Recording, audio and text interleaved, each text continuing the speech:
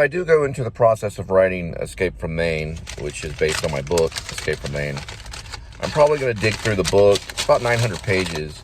So here's my cookie. And I'll probably dig through the book, you know, and find what I need, you know, for a 2-hour movie. And it'd probably be, you know, the survival of a Mainer. Mainers are different. I mean, Stephen King lives there. But listen, let me tell you, there's nothing easy about Maine, especially in the winter times. It'd be like a winter movie. It'd be pretty cool. You know, they do things differently. They eat different. They talk different. You're like, you know, don't go down there. That's the pet cemetery down there. You don't want to walk down that trail. Try to buy this cookie.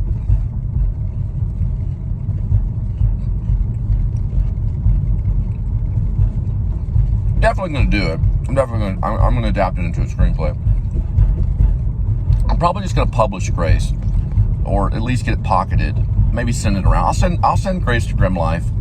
See what Grim Life Collective thinks. At least they'll have a copy, and then it'll be like a gift to them, because I've learned a lot from their show, and I've always wanted to reach out and kind of give them a gift for something. And you know, now they'd have a 200-page werewolf movie. Escape from Maine is going to be a very different type of adaptation.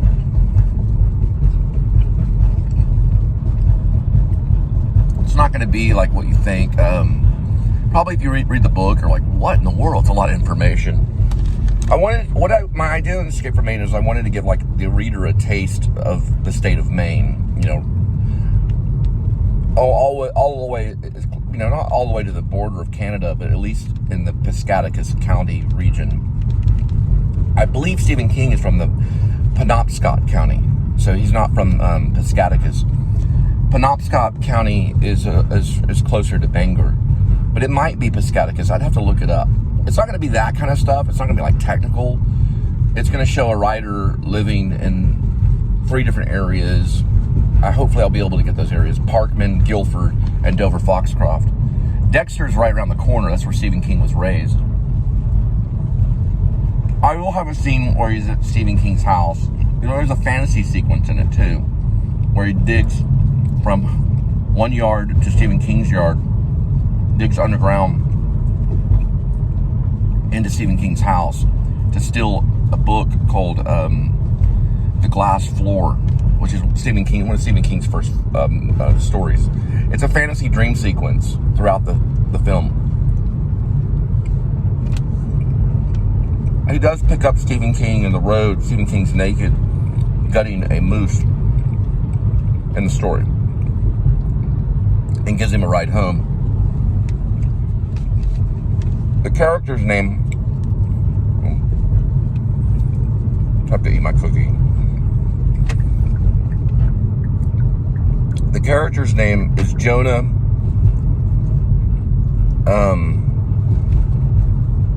Samuel Camden III.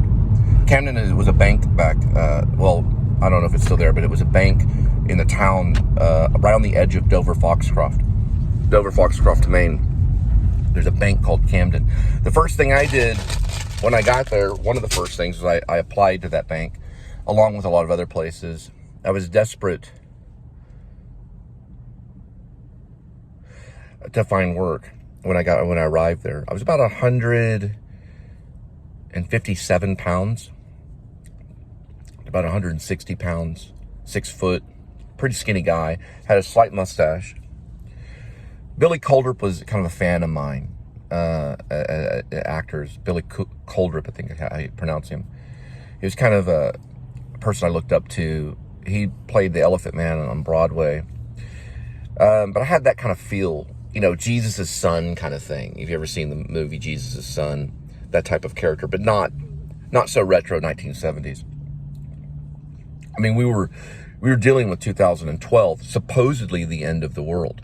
Now, the Mayan calendars did state that 2012 was going to be the complete end of the world. So as of now, we're almost 10 years beyond the apocalypse, because according to the Mayan calendar, we are now in post-apocalyptic time. The end of the world was supposed to happen in 2012. This was true. Everyone talked about it at the time. It may have been why I went to Maine. I don't think it was the exact reason. I wanted to be close to my mom. But I did go to, first, I moved into Parkman, Maine. Parkman is right next to Dexter. There's a theater there called, or there used to be. There once was a theater there, I believe, called the Wayside Theater, which I changed in the story to the Lakeside. There's also the Center Theater. I think I kept the same name as the Center Theater. That's the first place I stopped to in the story of Escape from Maine. I stopped in a place called, on the edge of Dexter, called Parkman. I believe I was technically still in Dexter.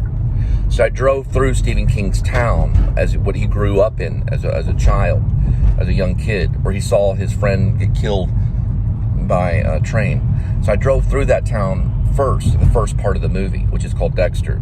Then I stop off at this theater called the Wayside, which I called the Lakeside. The character starts changing things as he's writing it, like many writers do. Jonah does, which is a representation of me, Cole. So Jonah gets there, and he's very cold. He's a little bitter about the cold, and it's, you know, probably like in December of 2011. Yeah, it had been 2011. It had been December of 2011, right before 2012. He eventually gets moved into a cabin in Parkman, Maine, right next to the original office of Bert Chavez, the owner of Burt Bees. Now, Burt Bees was not there at the time. Burt Bees had already been developed.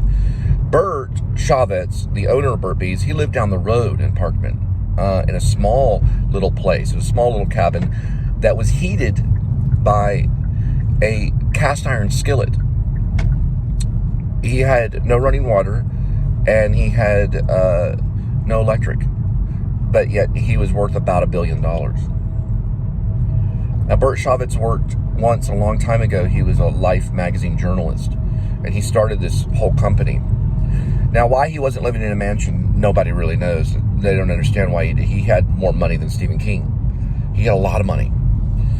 Or he had about as much money as Stephen King. But he chose to live in this small little house. This, you know, I think he had a bigger place, but that's in the documentary that Isabella Rossellini, I believe she was behind it.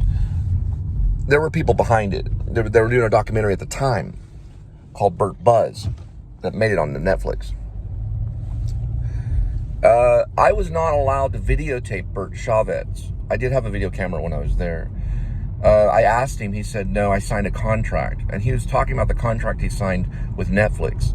So he was not allowed to give any interviews to anybody because they were in the middle of a feature about his life. It wasn't a feature, it wasn't a narrative, but it was a documentary. It was a documentary feature-length documentary. So I had met him at Shaw's, and I came up behind him, and I was still writing Escape from Maine. I was in the process of writing that novel.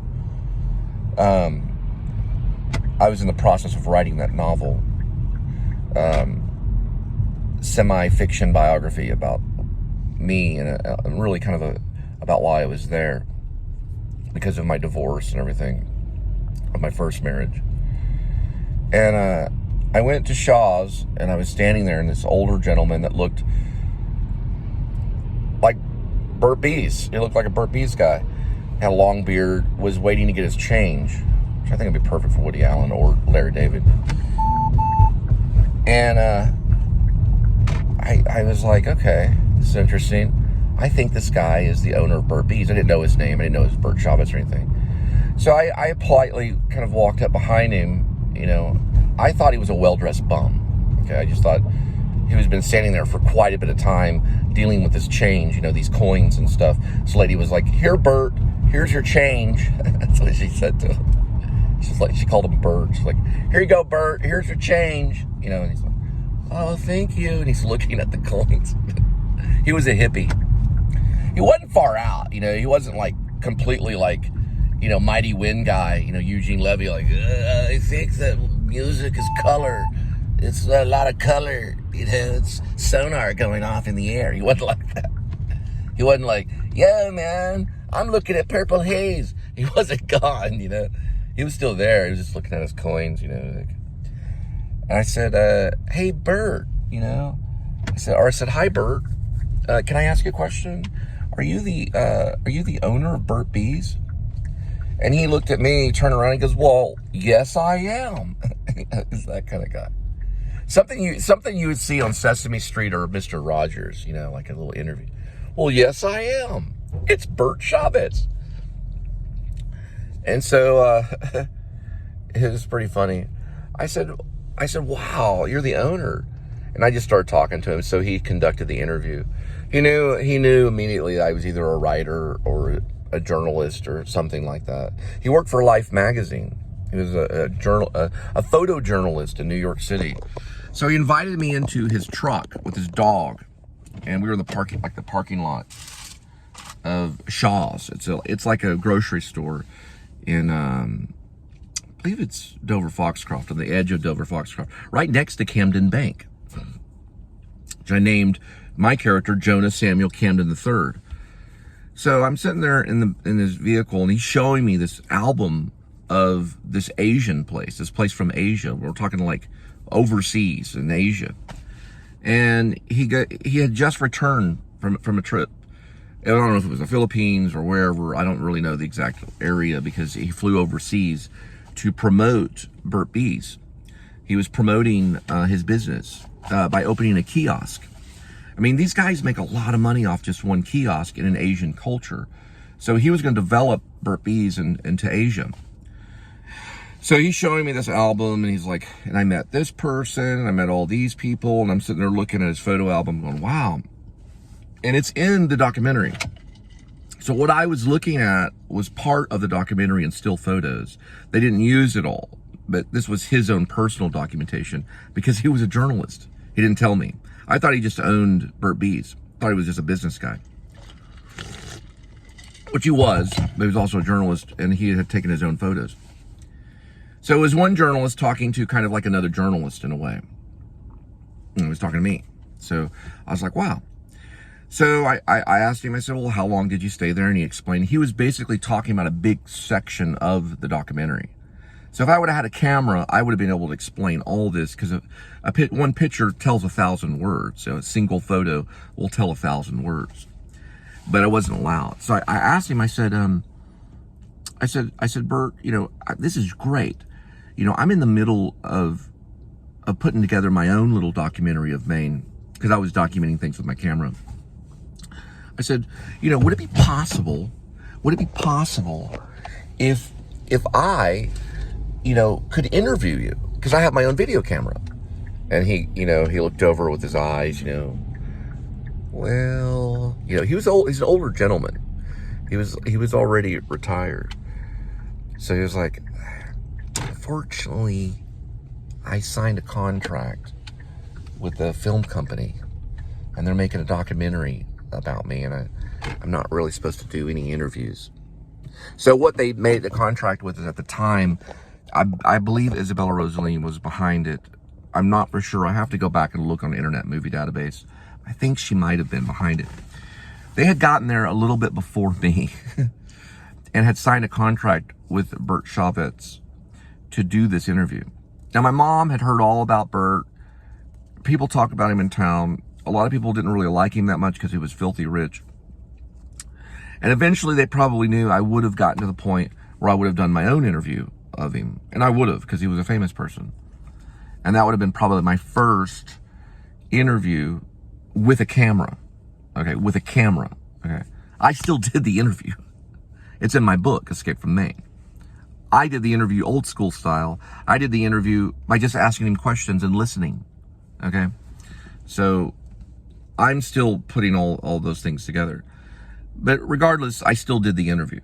So that still happened. And it's probably a bigger deal than it is to make this little documentary that she made, for whatever reason that may be. Regardless, I did get his character down. So I got how he was, how he behaved. He moved very slowly. He would think before he would answer his questions. And he did not talk very quickly. And he was, I would say, mostly quiet. Very tranquil. You know, he talked to me a little bit about his business. So he said that they didn't really know what they were doing when they got started. They didn't understand what they were doing. What happened was he left journalism. He left New York behind. He did not want to retire. He did not want to remain in New York City. He didn't like the idea that the city was cramped and people lived in small apartments. So he jumped in his own vehicle and he drove away upstate New York, where he met a beekeeper. Now the beekeeper basically was a man, he didn't give his name or anything, but was a skilled beekeeper and allowed him to learn his trade, which is in beekeeping. He was allowed to hang out with the beekeeper, but he could not ask any questions until the end of the day, because the bees will kill you. Bees are dangerous if you're around a beehive. So there was no questioning during the process of the bee making, or the honey production, capturing the bees and all that stuff. His job later with the beekeeper eventually told him, said, you can go and do this. You can go and make honey and sell it. The problem is that you're going to have to find your own bees. Every beekeeper has to find their own bees. And he did. He left upstate New York and went into Maine and found his own bees and began to develop honey. He lived in a VW van along the road in certain areas of Maine, probably not too far from the Piscataquis County or the area that we were in, which is known as Piscataquis. And it's a county seat in Maine. People would go over to his van and rock his van because he was a wino, and he would wake up and he would give them a jar of honey and they would give him money. This went on for a while, and he could use that money to buy more wine and to keep warm in the winter times. Until, I think what happened is, people in Maine they're poverty stricken. They're very poor. So they would return the honey jar back to Bert Chavez, and then he would refill the honey and give it back to him. And that's illegal. You cannot refill a honey jar, a glass honey jar, legally, because you break the FDA code. You have to use a brand new jar. So you have to get into glass refinery, which he couldn't do. So he was limited on how much money he could actually produce, or you don't want to call money producing, but that he could earn, how much money he could earn with this method of just taking honey, putting it into a jar and selling it along the road. It was very limited on the amount of money he could make as a beekeeper in his situation. Other people do fine. Other people make millions off of honey. But one guy living in a van is not going to make that much off of honey, even though he could go out into the wilderness and find bees and do it. Very skilled. He had no fear of bees. He talked about it. He had no fear of it at all. They would just crawl on him and he would just do the honey thing. Now, so he didn't know what he was going to do. He could still deal with the bees.